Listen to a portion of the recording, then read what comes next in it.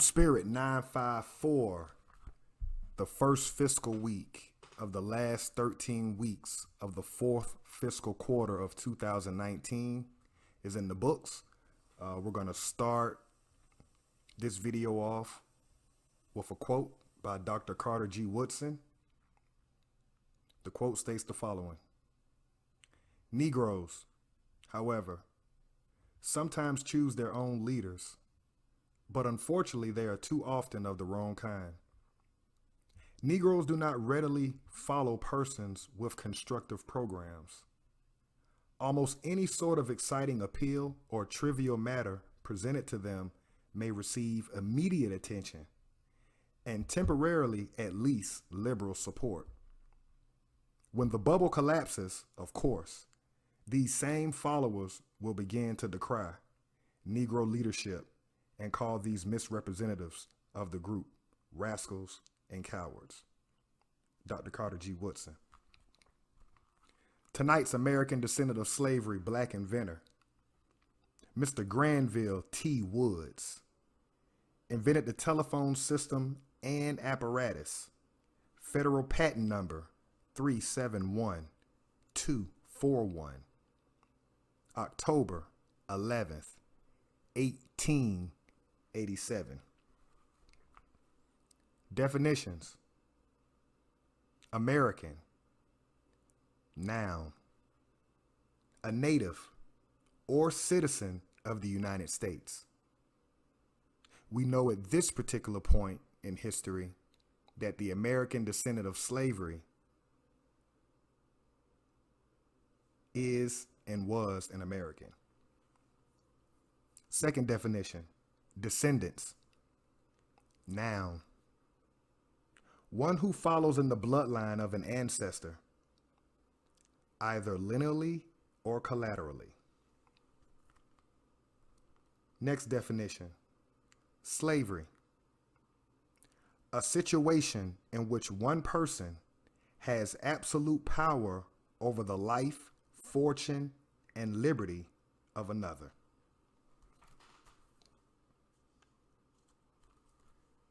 And now the 12 steps of action for American descendants of slavery. Step 1. Learn about the estate or estates your family originated from. Step 2. Who established that estate? Step 3. What nation and confederacy had jurisdiction over that area prior to the European? Step 4. Ask all nonprofit organizations you attend, what's your position on reparations? Step 5. They either support it or they don't. No support, no money. However, if they support it, then immediately children and adults need weekly classes free of charge about steps 1, 2, and 3. In addition, field trips to ADOS landmarks in that city, county, and state. Step 6. Don't support European holidays for the remainder of the year. Step 7.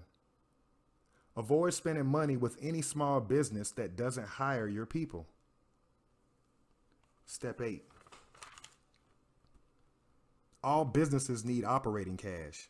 Spend money with American black businesses. Step 9. All other groups rely on our energy and operating cash to survive. Set the trends of making other groups follow our lead and support our clubs, services, products, and entertainment. Step 10.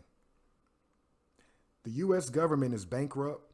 The Federal Reserve prints money, i.e. quantitative easing. It also burns money, i.e. quantitative tightening. The U.S. dollar hasn't been backed by gold since Richard Nixon in 1971. The government operates off the full faith of its citizens to pay debt and taxes. American descendants of slavery no longer have faith in the United States government. This is why financial support will be altered, stopped, and redirected. Step 11. Teach your kids 1 hour a day about their history on this land. Subsection A. Have them learn about a black inventor. Subsection B. Have them know about our heroes. Subsection C. They should know the European that conquered the estate you live in. Subsection D. They should know the nation of people prior to European invasion, militarily and culturally. Step 12. Practicing these steps will educate us on the land we're claiming, America, and attaches us to the history and laws of the United States government. Every estate American descendants of slavery live in should have steps 1, 2, and 3 advertised via social media, radio, and newspaper. This in 13 weeks, one fiscal quarter, will bring us together for our common cause.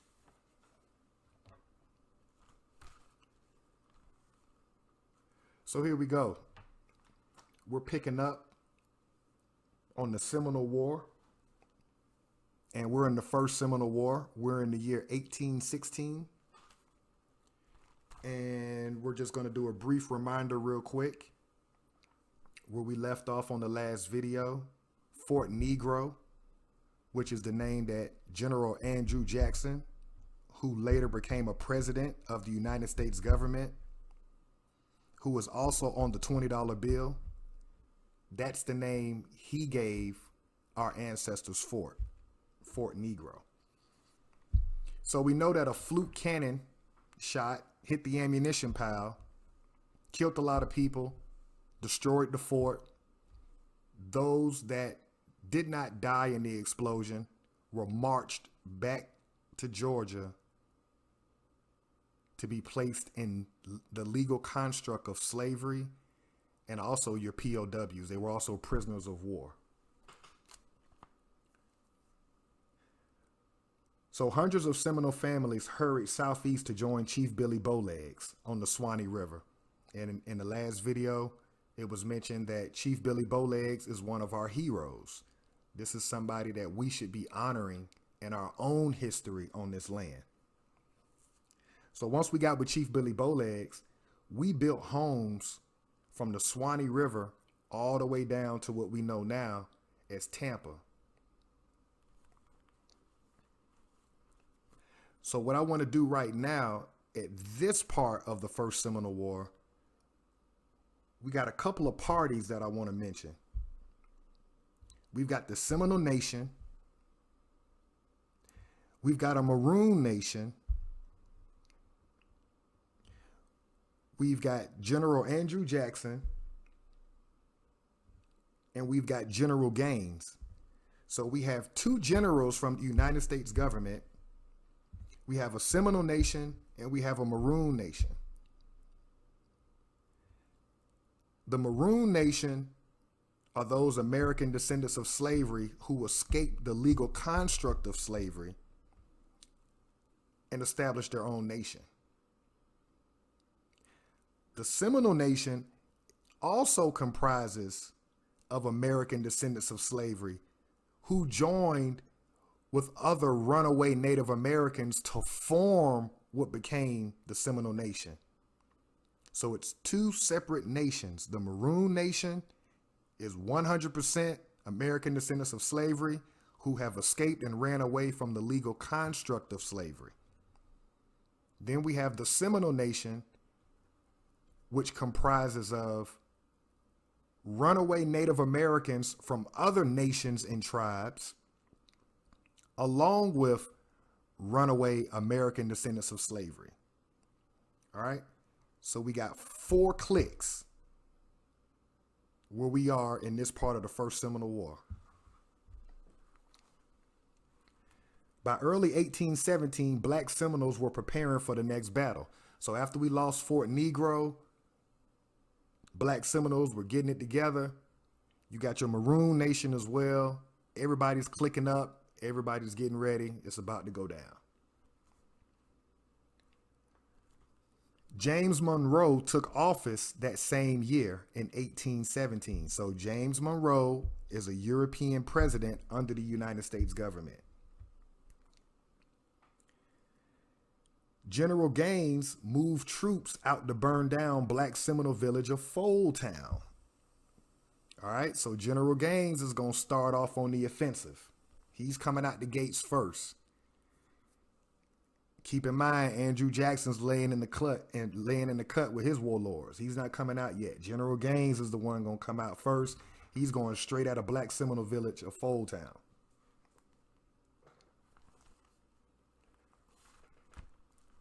General Gaines told Seminole King Hatchie, "You harbor a great many of my black people at Swanee. I won't hurt anything belonging to you." All right, so General Gaines comes with his warlords, and basically he's letting Seminole King Hatchie know, look, I don't want you. I just want what he thinks in his mind is property, i.e. slaves. King Hatchie was definite. I harbor no Negroes. I shall use force to stop any armed Americans from passing my towns or on my lands. So you see where we at now. There's a line drawn in the sand. General Gaines is saying, he's expressing his opinions. King Hatchie letting them know, no shorts. Meanwhile, Andrew Jackson and James Madison were making plans for Florida. All right, so General Gaines is out here. He's trying King Hatchie. But while General Gaines is trying King Hatchie, you got General Andrew Jackson in the cut with the current president, and they're making plans on how to acquire Florida. Keep in mind, they didn't want citizens, Europeans, to know about the U.S. war in Florida, right? So this is all a big secret that we got this problem with this Seminole nation who's coupled with American descendants of slavery who have escaped the legal construct of slavery. And we also have this Maroon nation, which is a separate and apart, independent nation comprised of all runaways from the legal construct of slavery. So they want to keep this a secret to all the Europeans coming over as indentured servants on the new land. They want to keep this a secret to them. Andrew Jackson proposed a secret plan. In 60 days, he'd have Florida under U.S. government's possession. Slaveholder James Monroe secretly ordered the invasion, and slaveholder Andrew Jackson conducted it to provide the president plausible deniability. So you see what's going on? You got James Monroe, who's a slaveholder, and then you got Andrew Jackson, who's a slaveholder. And what Andrew Jackson basically said is, I'm gonna be the front man so that you could act like you don't know what's going on with this secret attack in order to attack the two nations that are in Florida so we can acquire Florida. Secretary of State John Quincy Adams lied to Congress about the war's intent, massacres, and clear violation of the Constitution. All right, so this is back in 1817. We're about to approach the second battle, right? Because the first battle was Fort Negro with Andrew Jackson. He didn't declare a war. When nations go to war, it has to be agreed on and accepted. They're not doing that. So what they're doing is they sneak attacking.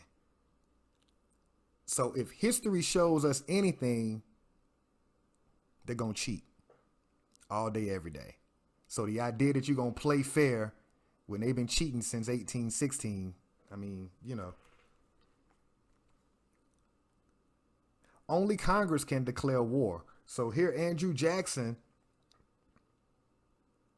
is declaring war and providing James Monroe plausible deniability, when under their legal construct of the United States government, only Congress should be able to declare war. January 1818, Andrew Jackson marched on Billy Bowleg's town, search and destroy fashion. All right, so this is key. The European loves to do search and destroy missions. Search and destroy missions pretty much mean they're going to burn everything. Why is that important? Well, let's fast forward to today's time. What happens if there is attack? What happens if there is an attack on this land and another nation's army burns records? There's a jubilee, right? You have no record that I owe you anything. You understand? So it's one thing to lose. It's another thing to search and destroy, to burn everything while in war. So there's no record of anything. There's no accounting. May 24th, Jackson captured Pensacola without a declaration of war. Florida passed into the United States government's hands. So it was a sneak attack. You didn't declare war, right? Now keep in mind, you got General Gaines going at it with King Hatchie in Fold Town. They going at it. While they going at it in Fold Town, you got Andrew Jackson coming at Chief Billy Bowlegs. So two different leaders are in two different battles in that first Seminole War. Stay with me. 1819, the United States government paid Spain $5 million for Florida, making it seem like a real estate purchase. So you didn't win via battle to obtain Florida. You paid $5 million in 1819. They were spending that kind of money in 1819.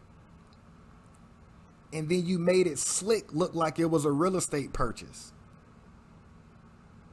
Once again, you're cheating, but it's all good. For years, the United States government spent enormous resources on ships and military supplies to crush Seminole resistance. So pay attention to that. You gave Spain $5 million to acquire Florida through a real estate purchase, but you didn't conquer the land, because the United States government sent enormous resources of troops, ships, and military supplies to crush Seminole resistance. So you spending money two different ways. You spent $5 million with Spain, then you got to turn around and now you got to spend more money in order to battle the Seminole Nation and the Maroon Nation. Now keep in mind the paper assassination that is going on with the Maroon Nation. The Maroon Nation is not being included properly and accurately in the first Seminole war records. They're bunching us all in with the Seminole Nation, but it's two separate nations, but they all come together for a common cause because they all live on the land in the state of Florida. The North would never accept the independent, armed, and confident Maroon community inside a slave-holding nation. So look at what they did when they purchased Florida from Spain for $5 million. Now they have jurisdiction under the United States government over that land. And for some reason, the European up north would never accept an independent, armed, and confident Maroon community inside a slave-holding nation. Think about that for a second. If Europeans were sent from Europe by King George II from debtor prisons,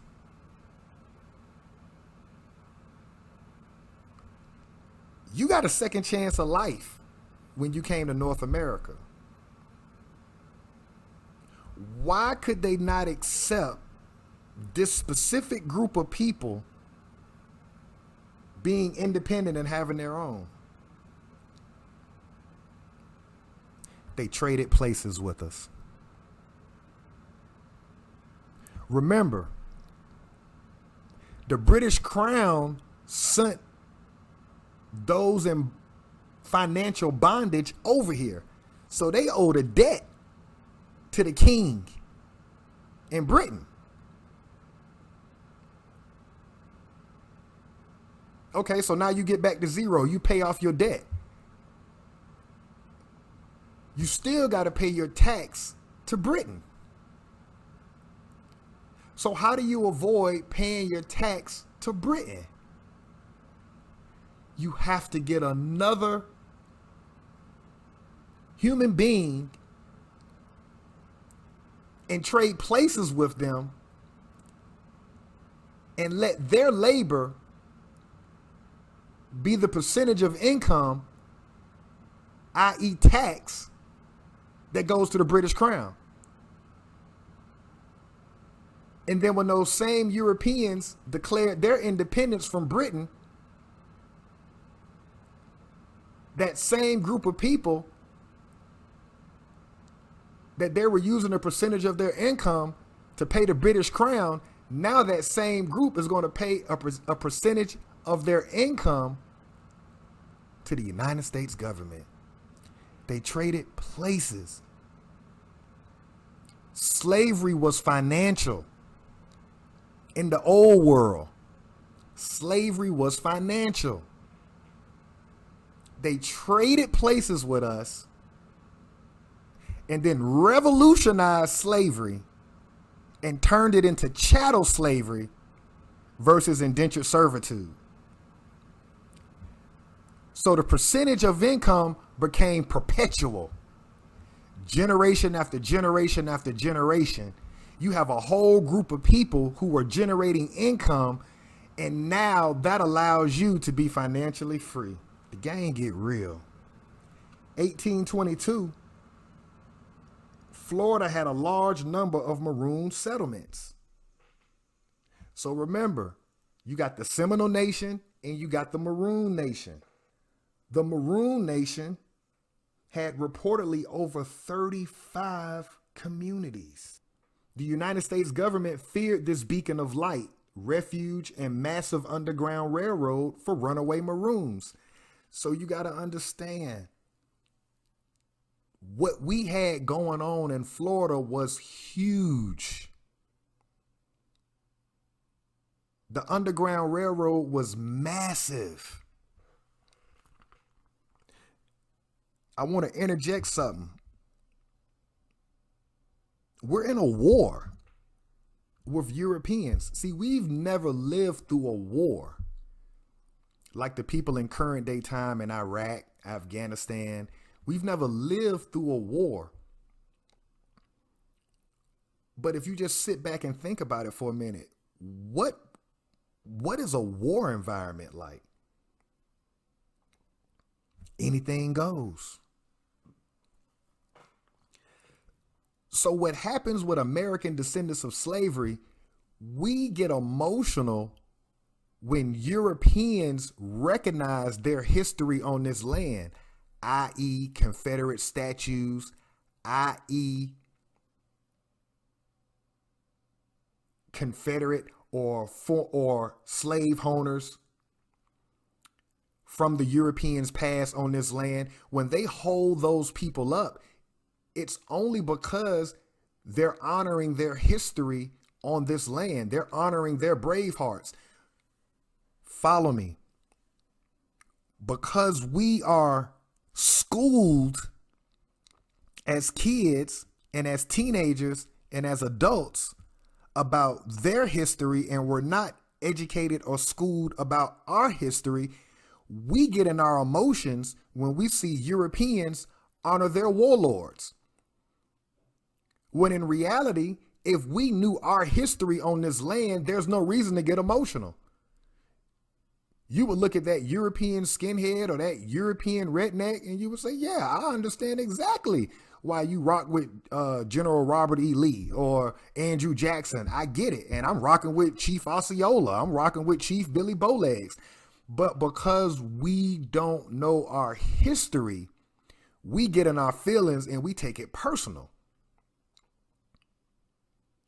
So as we grow emotionally, mentally, and spiritually, and we learn our history on this land, doesn't bother me. It's never really bothered me my whole life anyway. Growing up in South Florida, this whole idea that, you know, I've never put a European on a pedestal like that. Never. So, you know, of course you had your radical Europeans, you know, coming up, and they were in their small little clique. They never got out of line. They weren't crazy.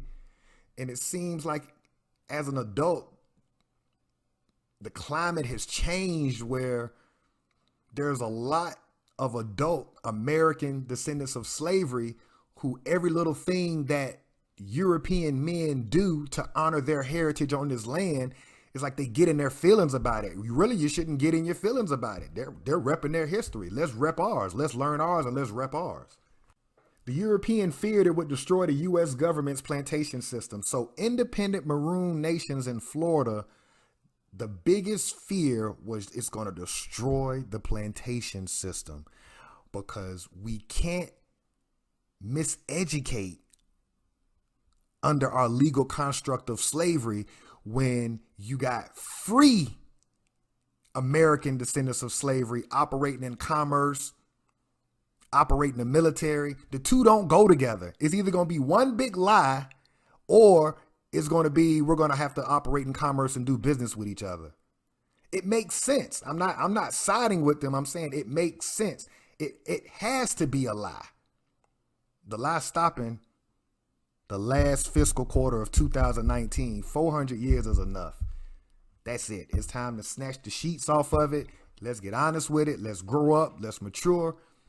Let's help our kids mature. This will not continue to keep perpetuating this false lie of superiority when really all you're doing is hiding our history from us on this land. The next point. U.S. government officials promoted slavery among Seminoles. So here they go. If you can't beat them, join them. Keep in mind, the United States government under Andrew Jackson, when they invaded Florida and attacked Chief Billy Bowlegs, they realized we spending a lot of money and we losing a lot of troops running them down here. You know what?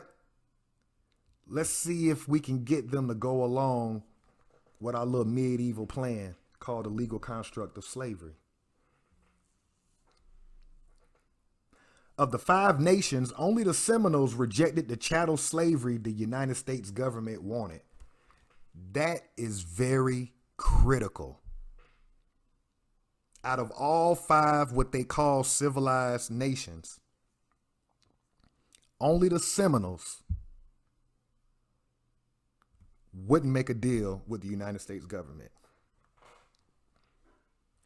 I want to pause and interject something real quick. I want to give a special shout out to some people real quick that helped me get on this path. First and foremost, Jordan Maxwell. You can look him up on YouTube. Yusavelle of High Frequency Radio. After Yusavelle, I got introduced to Taj Tariq Bey. From Taj Tariq Bey, I got introduced to Dr. Claude Anderson.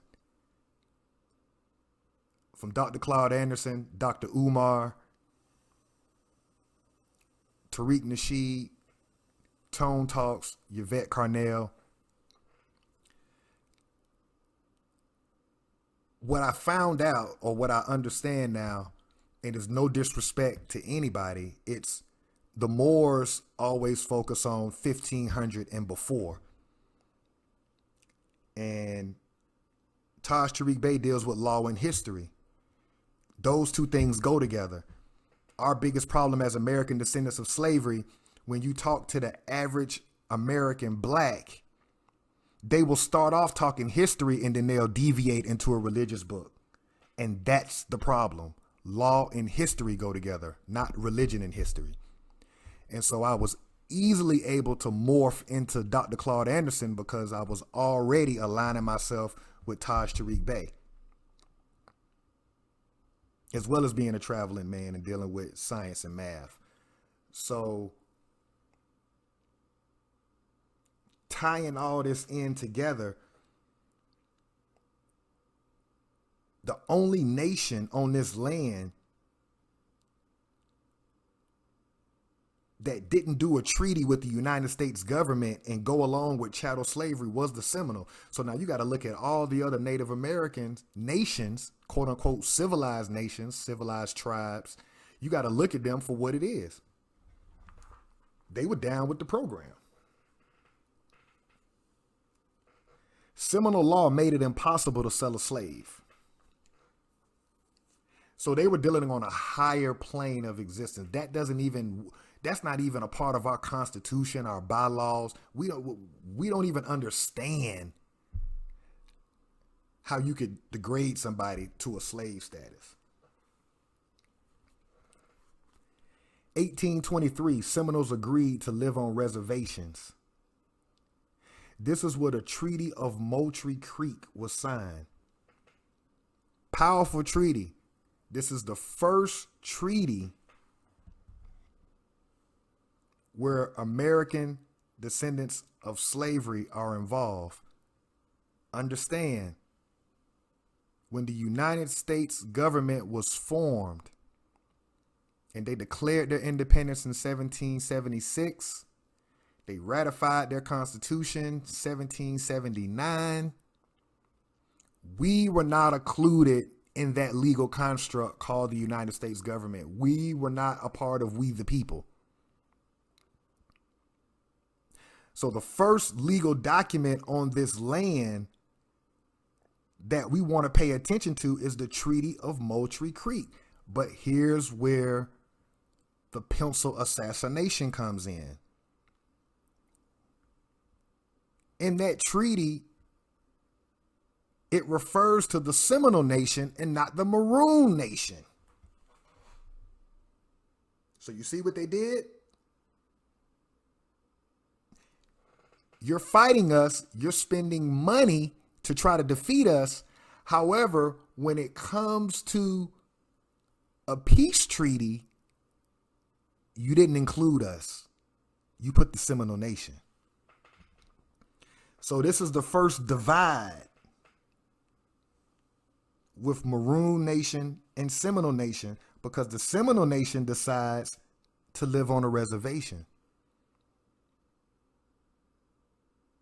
Remember, the Seminole Nation is a mixture of all Native Americans comprising of other nations and other tribes, as well as American descendants of slavery who have escaped the legal construct of slavery. But the Maroon Nation is strictly consolidated with American descendants of slavery. So we had no interest in signing any legal agreement with the European. But the Seminole Nation did. So this is the first split. So the Seminoles basically saying, look, we spending a lot of money too. We losing a lot of lives. Look, we'll just go kick it. We'll just go kick it over here in Central Florida. We'll go down toward the Everglades area. I know that's, that's undesirable land. We like that North Florida area, the land you can grow on it, similar to South Georgia, the cotton, the same agriculture that comes out of South Georgia. It also grows in North Florida. We're used to this area, but we'll go down south. The Maroon Nation, they're like, well, what you doing? Wait a minute. What you mean go further south?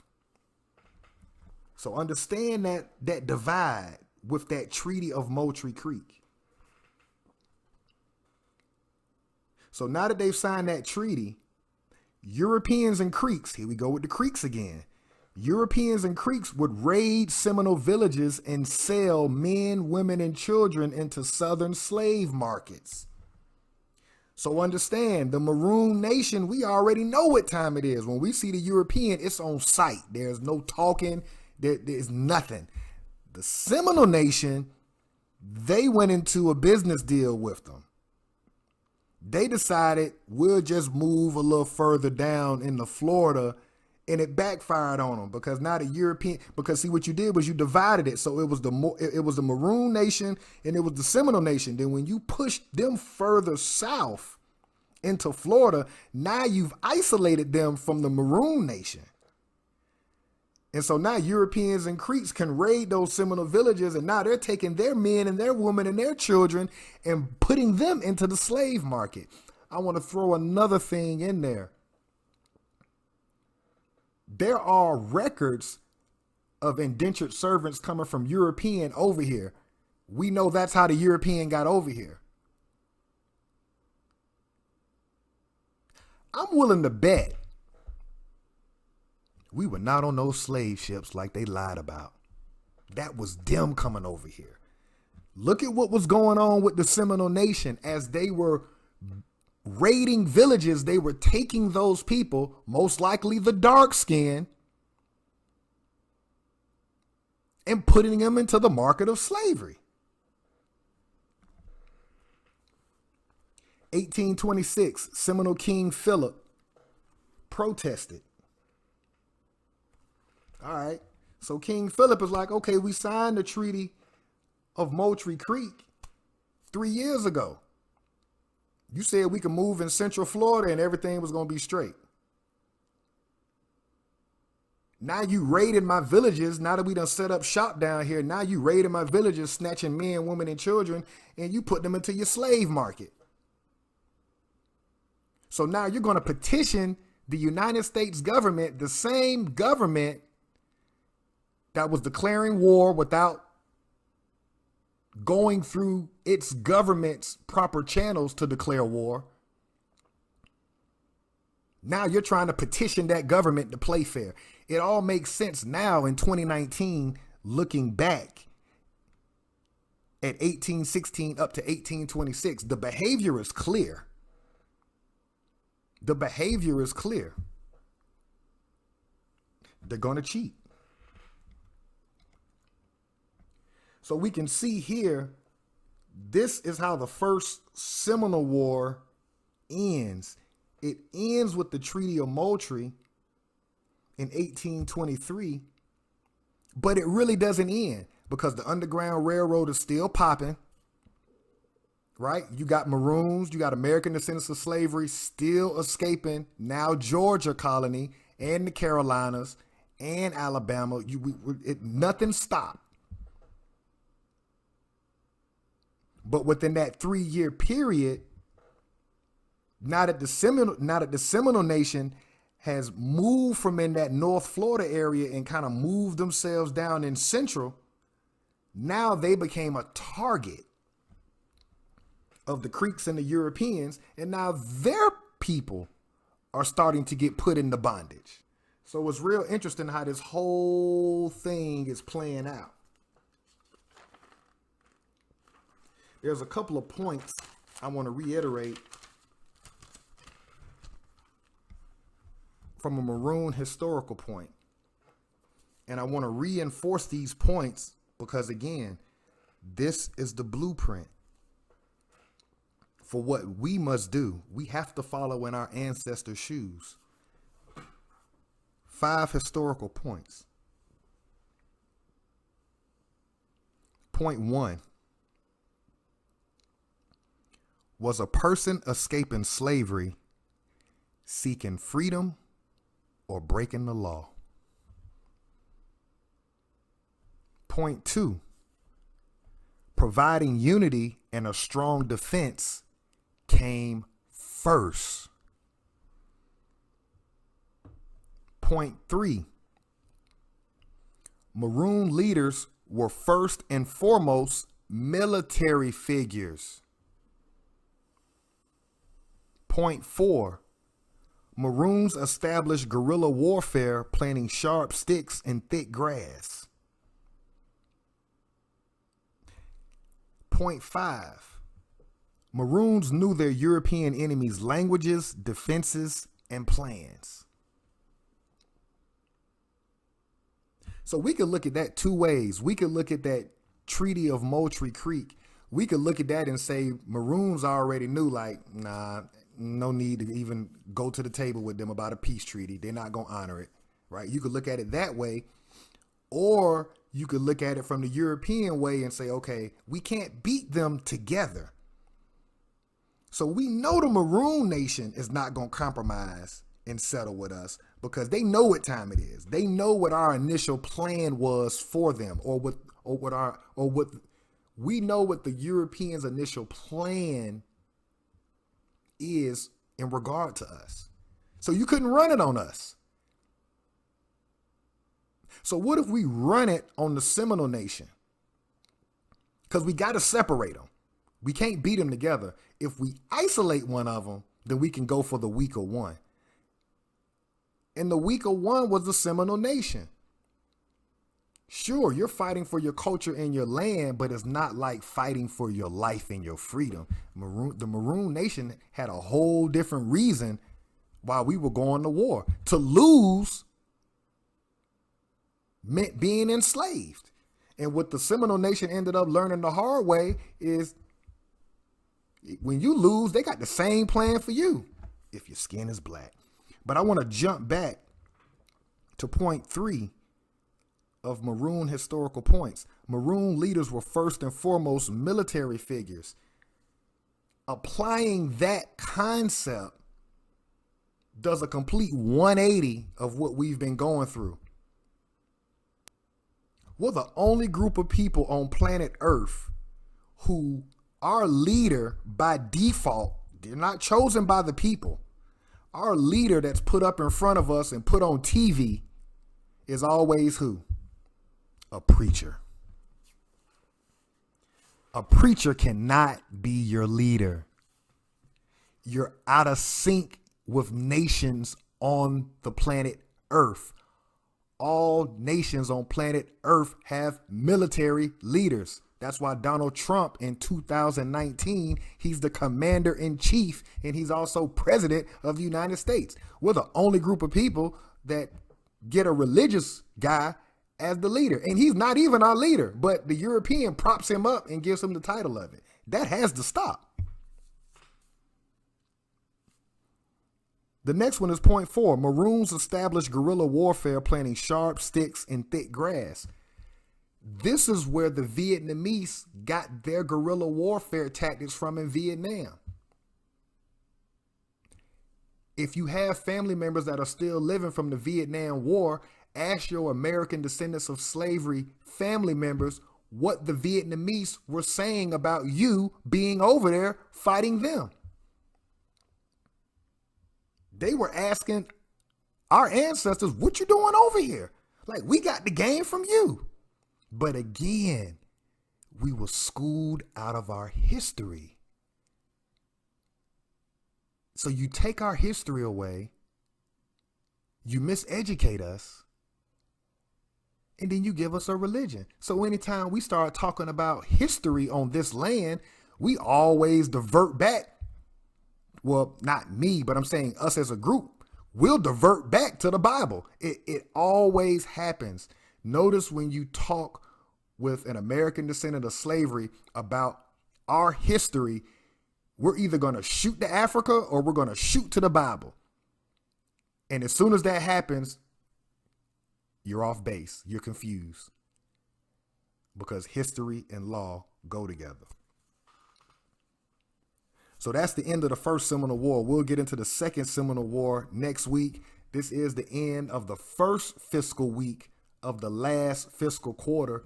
And the first question I have is, what did you spend your money on? The beauty of setting goals, and I got to refer back to Earl Nightingale, The Strangest Secret. If you ask a captain of a ship, where is he going? He will always tell you what his destination is.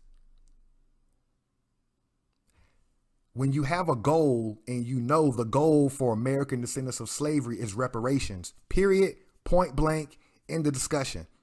So whatever happens in the news cycle or on television, it doesn't matter. It's no different than a storm at sea or a hurricane at sea. Yeah, you're going to have those rough spots, but we're still going to the designated land when we set sail and we say we're going here. We're headed there. The power of a 13-week fiscal practical program of action is regardless of what happens in the media, lock in and play defense. Now, there's a lot of offense out there, and the most recent offense shared by Yvette Carnell is take back our institutions. I don't have any issue with any agenda that American descendants of slavery come up with if it benefits the whole. My mindset is defense. I know how to grind it up. And in order to grind it up, you got to play defense. The offense is cool. That's fine. All I'm saying is in conjunction with whatever we're going to do on offense, apply this defense as well. I have a different mindset when it comes to the American eagle and focusing on the left wing or the right wing. I don't care for either wing, left wing or right wing. That whole bird, when it was established, we were not included in that constitution that that bird represents.